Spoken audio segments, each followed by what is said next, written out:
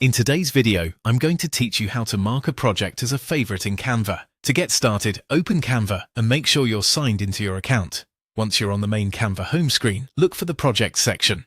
This is where Canva keeps your saved designs, folders, and other creative work in one place, so it's a useful area to know if you want to stay organized.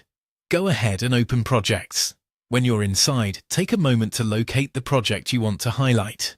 Favoriting a project is a simple way to make important designs easier to find later, especially if you work on multiple files and don't want to waste time searching through everything each time you log in.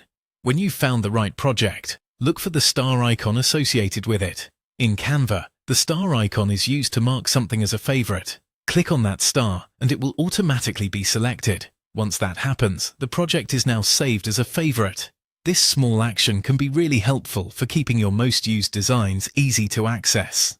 For example, if you regularly return to a certain presentation, social media template, or brand file, adding it to your favorites can make your workflow much smoother.